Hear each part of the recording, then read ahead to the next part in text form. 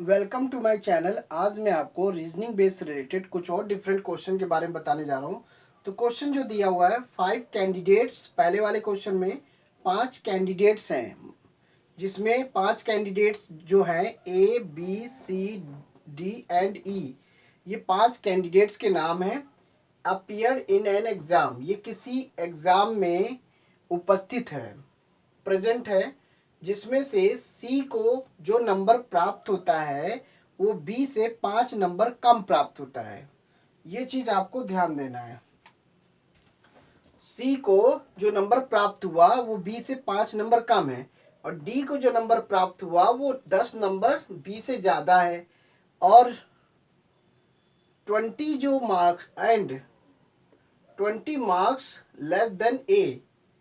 यहाँ पे ये भी ध्यान रखना है, जो डी को जो नंबर प्राप्त हुआ है वो बी से क्या है, 10 ज्यादा है, और ए से 20 कम है।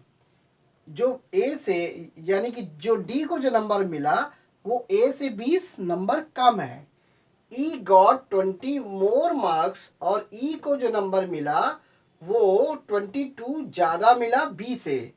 तो if B got 40 marks, B को 40 नंबर प्राप्त हुए, तो how many marks did A got. तो आपको सिर्फ निकालना है ए को कितना नंबर प्राप्त हुआ। तो यहाँ पे कंडीशन को समझना है। तो पहले क्वेश्चन में यहाँ पे ऑप्शन यहाँ पे दिया हुआ है 52 है, 60 है, 64 है, 70 है। तो यहाँ पे सबसे पहले क्वेश्चन में ये जो बी को जो नंबर प्राप्त हो रहा है वो कितना मिल रहा है, बी को 40 नंबर प्राप्त हो रहा है। तो यहाँ पे मैं इधर कहीं लिख दे रहा हूँ बी को यहाँ पे 40 नंबर प्राप्त हो रहा है, ये चीज ध्यान रखना है। अब यहाँ पे कंडीशन में सी को जो नंबर प्राप्त हो रहा है, सी को जो नंबर प्राप्त हुआ है वो बी से 5 कम है। तो बी से जब 5 कम है तो -5 कर देंगे, बी से 5 कम है। इसी तरह से डी वाला देख लेते हैं।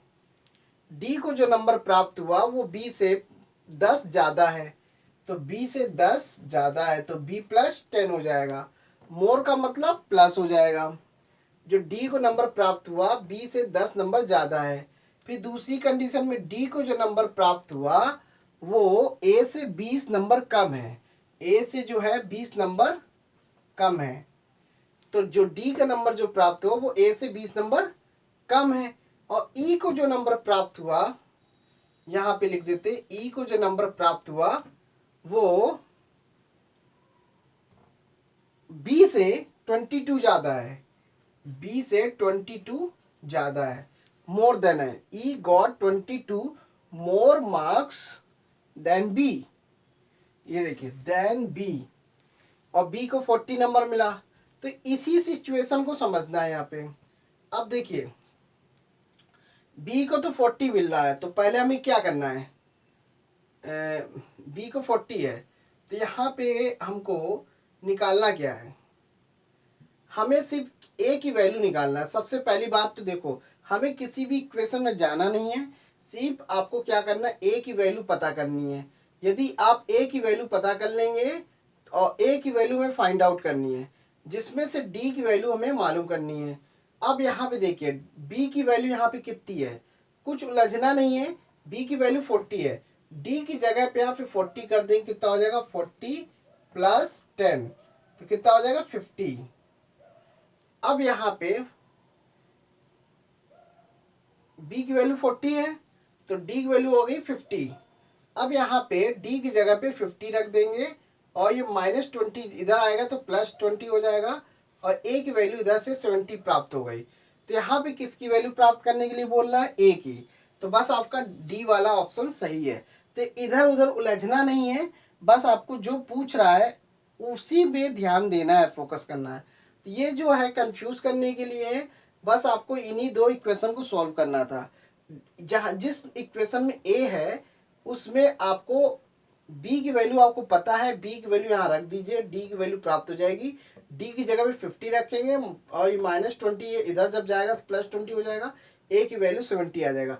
इस तरीके से ऑप्शन में आपका 70 प्राप्त हुआ। अब ये है आसान। यहाँ पे सेकंड क्वेश्चन देख लेते हैं। तो यहाँ पे रीजनिंग वाले पैटर्न में ज़्यादा उलझना नहीं होता है, बस आपको जो इसमें से जो देखना होता है, जो निकालना होता है, बस उसी पे ध्यान देना होता है। यहाँ पे देखिए 4 गर्ल्स दिए हुए हैं। 4 girls are sitting on the 4 sides of a square, square table. तो यहाँ पे देखिए स्क्वायर टेबल की बात कर रहा है। इस तरह से स्क्वायर टेबल है, 4 लड़कियां बैठी हुई हैं आमने सामने। कंडीशन में ये बोल रहा है कि ये जो मंजू है, Manju is sitting right of Anju. अब यहाँ पे मंजू जो है वो अंजू के राइट में। अब ध्यान से समझना ये है कि कंडीशन में कहीं पे भी मंजू को मान लेते हैं, मंजू यहाँ है, मंजू यहाँ बैठी हुई है। अब बात आता है मंजू का लेफ्ट और राइट देखना है। मंजू जब इधर बैठी तो मंजू का लेफ्ट ये हुआ और मंजू का राइट पोर्शन ये हुआ। तो ये मंजू का लेफ्ट है, ये मंजू का राइट है। तो मंजू जो है वो अंजू के राइट में बैठी हुई है। यहाँ पे एक चीज और ध्यान रखना है, Manju is sitting to the right of Anju. Anju के राइट में, मंजू जो है अंजू के राइट साइड में बैठी हुई है। तो यहाँ पे अंजू लिखना पड़ेगा, अंजू, यहाँ पे अंजू लिखना होगा। अंजू के राइट साइड में मंजू है, यहाँ पे मंजू लिखना है। तो अंजू के राइट साइड में मंजू होगी। अब यहाँ पे वीना है, वीना इज सिटिंग कमला के लेफ्ट में है। वीना जो है कमला के लेफ्ट में है। Which 2 girls are sitting opposite to each other. इनमें से कौन सी 2 लड़कियां हैं जो एक दूसरे के सामने हैं। जबकि when Kamala is sitting to the left of Anju. यहाँ पे एक और लाइन बोली जा रही है, ये पहले हटा दे। जबकि कमला जो है वो अंजू के लेफ्ट में बैठी है, कमला जो है वो अंजू के लेफ्ट में बैठी है।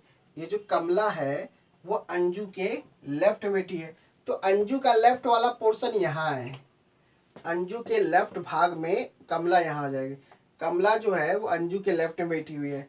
अब वीना जो है कमला के, ये वीना है। तो बचा क्या, वीना, वी नाम की वीना जो है कमला के लेफ्ट में बैठी है।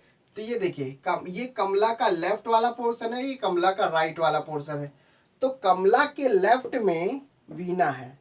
तो अब आपको ये पूरा क्वेश्चन समझ में आ गया कि कैसे कैसे डायरेक्शन के हिसाब से समझना है लेफ्ट राइट में। तो मंजू जो है वो अंजू के राइट में है। तो अंजू का जो राइट है वो इधर है, अंजू का जो लेफ्ट है वो इधर है। तो राइट साइड में मंजू हो गई, ठीक है। अब वीना जो है यहाँ पे ये वाली लाइन अभी क्लियर नहीं कर सकते, ये वाली लाइन पहले क्लियर होगी, क्योंकि कमला इज सिटिंग अंजू के लेफ्ट में, क्योंकि यहाँ पे अंजू पहले है। तो अंजू के लेफ्ट में कौन है, अंजू का जो लेफ्ट वाला हिस्सा है वो कमला इधर है, कमला ये है। तो कमला का भाग जो है आपका इधर हो गया लेफ्ट साइड में। अब यहाँ पे वीना जो है वो कमला के लेफ्ट में, तो कमला का लेफ्ट ये है, कमला का राइट ये है। तो कमला के लेफ्ट में वीना हो गई। अब यहाँ पे क्वेश्चन ये बोल रहा है इनमें से कौन सी 2 लड़कियां हैं जो एक दूसरे के सामने बैठी हुई हैं। देखिए ऑप्शन में वीना और मंजू देखते हैं। देखिए वीना ये है, मंजू ये है। तो आमने सामने तो है नहीं, ये तो बगल में है। तो जब बगल में है तो ये ऑप्शन हो नहीं सकता। मंजू एंड अंजू, मंजू ये, अंजू ये भी आपका नहीं हो सकता, क्योंकि ये भी बगल में बैठी हुई है, साइड में है।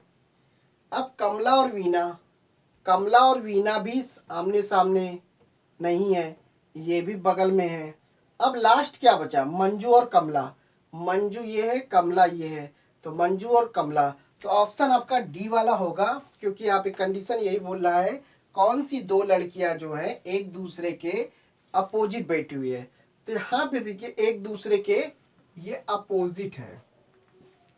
बाकी जो 3 ऑप्शन दिए हैं उसमें जो लड़कियां हैं वो एक दूसरे से बगल बगल में बैठी हुई हैं, यानी कि एडजेसेंट हैं, पर वो फ्रंट में नहीं है।